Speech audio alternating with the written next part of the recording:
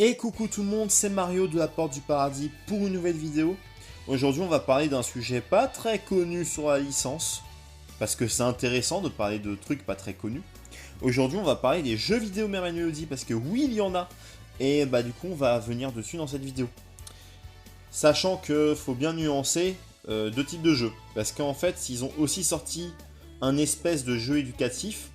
En fait il s'agit d'un micro, qu'on branche à la télé, bah, bien évidemment un micro style Merveille Mélodie, hein, qu'on branche sur la télé et ça fait un jeu éducatif, jeu vidéo, enfin vous voyez, je pense que même en France, il y a eu plein de choses comme ça, avec beaucoup d'univers, c'est-à-dire un objet lié à la licence, tu le branches sur la télé, ça fait un jeu éducatif. Je vais encore sortir le même exemple pour moi, mais par exemple Dragon Ball, on a ce genre de choses qui est sorti, en termes de jeu éducatif. Donc du coup je ne reviendrai pas là-dessus parce que la vidéo est consacrée aux jeux vidéo pur et dur. Et ce jeu éducatif, je trouve pas qu'il est extrêmement intéressant à aborder. Alors, les trois jeux en question sont sortis sur Game Boy Advance. Oui, parce qu'il y en a trois. Alors ces jeux-là, ils sont sortis durant la diffusion de la saison 1, tout simplement pour surfer sur la vague de la licence, meilleur moment pour sortir un jeu. Et on va voir que ce fait-là, ça fait qu'il manque de contenu dans les trois, quoi, littéralement. Mais bon, je reviendrai plus tard sur le sujet. Faut aussi savoir que ces jeux, c'est assez galère d'y jouer si on veut être légal et pas jouer avec de l'émulation. Parce que rien que la cartouche seule du premier opus coûte dans les 50€ sur eBay. 50€ pour un jeu en loose, c'est pas fou. Surtout qu'on parle d'un jeu japonais et que c'est beaucoup moins coûteux qu'en France. Parce qu'en japonais, les jeux japonais, il y a beaucoup de boutiques en fait qui permettent de sauvegarder entre guillemets tous ces vieux jeux et qu'on peut acheter dans un commerce comme n'importe quel jeu en fait. Et l'autre problème, c'est que la Game Boy Advance, c'est une console zonée, c'est-à-dire que vous ne pouvez pas jouer au jeu sur une GBA française parce que le jeu est japonais. Sinon, moi, j'aurais déjà testé, je pense pour le LoL, sauf que autant les jeux japonais, en ce moment, c'est facile à se procurer, mais alors les consoles, c'est un peu plus compliqué. Ou sinon, il faut trouver quelqu'un qui craque ta GBA pour la dézoner, enfin, vous voyez, un truc très galère pour ce que c'est. Alors, sur les trois jeux, on a deux types de jeux différents parce que il se trouve que le troisième jeu est plus une version plus aboutie du premier, mais on y reviendra. Alors, le premier jeu Merveille Mélodie, donc là on est vraiment sur le premier, The First Video Game à sortir. Donc il s'appelle tout bêtement Merveille Mélodie, Peachy Peachy Peach, ils sont pas embêtés. Il est développé par Konami, que vous connaissez je pense pour tout ce qui est Yu-Gi-Oh par exemple, et il est sorti le 9 octobre 2003. Date à retenir parce que on est en pleine diffusion de l'animé et ça fait que ça manque cruellement de contenu. Alors c'est quoi le but du jeu? Bah c'est tout bêtement un jeu de rythme. Donc tout ce qui est samba de amigo, ce genre de choses. Par exemple vous avez une flèche de chaque côté et boutons A et B qui sont en haut. Vous allez avoir une flèche gauche qui va monter vers le haut et vous allez devoir appuyer sur la flèche gauche au bon moment. Voilà, c'est un jeu de rythme. Le but c'est que ce soit le plus centré possible et tout simplement appuyer au bon moment pour pas perdre. Et à part ça, il n'y a pas grand chose parce que comme je vous ai dit, le premier jeu, Merveille Mélodie, il manque cruellement de contenu donc on y fait vite le tour.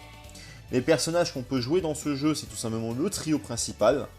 Parce que d'après ce que je vois niveau calcul en termes de date, Karen n'était pas apparue dans l'anime à ce moment-là. Donc c'est normal qu'on ait que le trio principal. Et c'est également pour ça que, comme je vous ai dit, ça manque de contenu dû au fait que le jeu est sorti quand même assez rapidement pour surfer sur la vague de la sortie en animé. Sinon, le jeu en lui-même, il est très beau parce que, en fait, que ce soit les trois jeux sur GBA, la direction artistique, elle est excellente. On se croit vraiment dans l'animé. C'est franchement, les jeux sont très très très très beaux. Pour de la GBA, c'est très très beau. Et en termes de musique, bah, le jeu, c'est rapidement fait parce que bah, on a les musiques qui sont sorties à ce moment-là, quoi. Donc, Legend of Mermaid. Je sais même pas s'il y a Splash Dream dans le jeu. Je pense pas.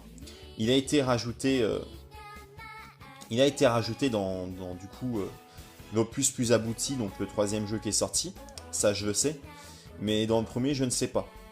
Bah dites-vous que on peut jouer avec les musiques qui sont apparues avant l'apparition de Karen, c'est-à-dire vraiment pas beaucoup. Donc voilà pour ce premier jeu Mermaid Melody, donc on peut quand même souligner qu'il y a une belle direction artistique, le jeu est très beau. Les musiques, bah franchement pour de la GBA, elles passent bien. Mais ça manque de contenu, comme je l'ai dit. Ensuite, on va passer au second jeu, qui est sorti le 18 décembre 2003, donc on est vraiment sur des dates très collées. D'ailleurs, peut-être pour ça que le premier jeu, il n'y a pas beaucoup de contenu, parce que si c'est la même équipe de développement, faire 2 jeux en 2 mois, voilà, on va dire que c'est assez compliqué. Alors là, on est sur un jeu tout autre. On est sur du Mermaid Melody Party, donc comme le nom l'indique, c'est un party game. Donc on retrouve tous les éléments qu'on peut voir dans un potentiel Mario Party. Donc vous allez être sur un plateau avec Lucie par exemple. Vous allez aller sur diverses cases qui vont vous débloquer diverses interactions et qui vont vous permettre de récolter des points pour à la fin du nombre de tours gagner. Et dans ce jeu, c'est drôle parce que les personnages qui sont présents, c'est le trio principal, Kaito, Taro, Hippo et Eril. Parce que oui, en fait, il y a des cases malus, du coup, comme tout party game, et les cases malus sont représentées par Eril. Franchement, ils auraient pu prendre Gaito. L'épisode 13, il était sorti, mais non. On prend Eril, je sais pas pourquoi. Peut-être parce que c'est la plus menaçante quand elle a ses yeux rouges, mais sinon, je vois pas. Mais voilà, on peut souligner que Eril est dans le jeu, incroyable. Il y a l'une des 4 Dark Clover, incroyable. Et tout comme le premier jeu, la direction artistique est littéralement la même. Donc on est face à un jeu qui est également très beau. Et les phases de plateau sont également très jolies, parce que du coup c'est ça qui différencie avec le premier jeu, c'est ces phases de plateau. Et elles sont très très jolies.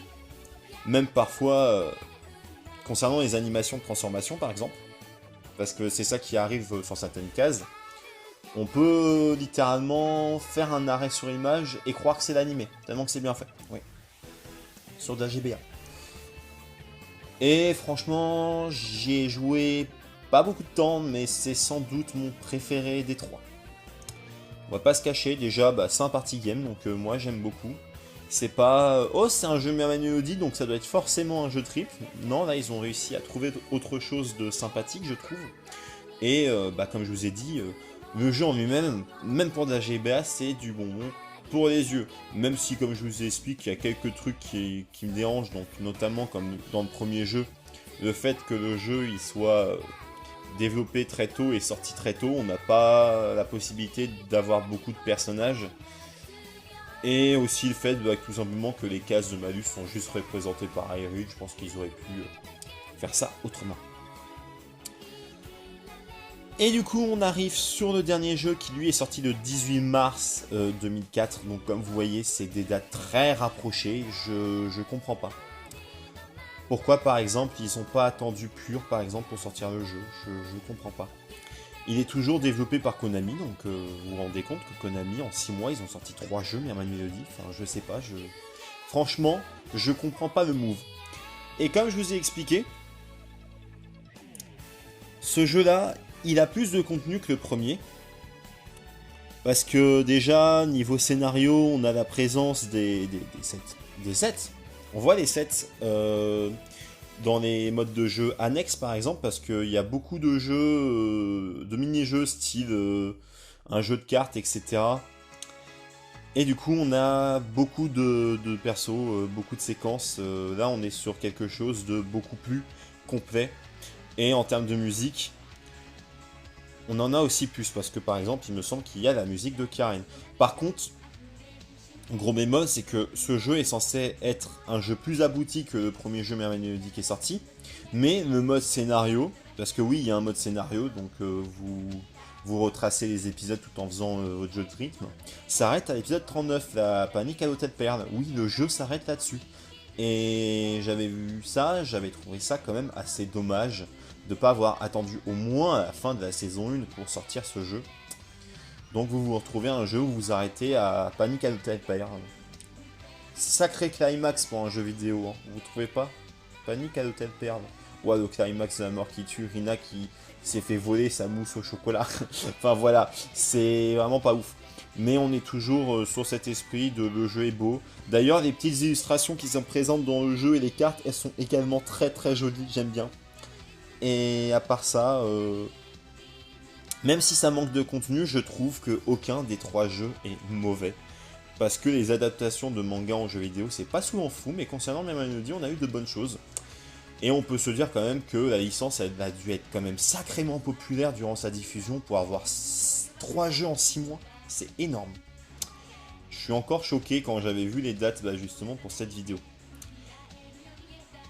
Bon bah voilà les gens, il n'y a plus grand chose à dire sur les jeux parce que comme je vous ai dit, à part le party game du coup qui est redondant vu que c'est un party game, c'est les mêmes plateaux, c'est les mêmes interactions, c'est un jeu multijoueur qui est pas vraiment, il n'y a pas vraiment de contenu, enfin c'est un jeu que tu joues avec tes amis et tout changera en fonction du déroulement de la partie. Il n'y a pas énormément de choses à dire à ces jeux dû à leur contenu et c'est dommage. Et je suis quand même triste qu'il n'y ait pas eu de jeux suivants ceux qu'on a eu, pouvant retracer ne serait-ce que toute la saison 1, parce que à la rigueur Pure je suis pas très fan, donc s'ils font pas une adaptation de Pure en jeu vidéo ça me dérange pas. Mais au moins finir la saison 1, ça aurait été sympa, parce que comme je vous ai dit, s'arrêter à l'hôtel Perle, c'est chaud quand même. Et je trouve ça pas fou. Donc voilà les gens, donc dites-moi ce que vous en pensez de ces jeux, pour ceux qui y ont joué, parce que ça se peut, ça peut être cool.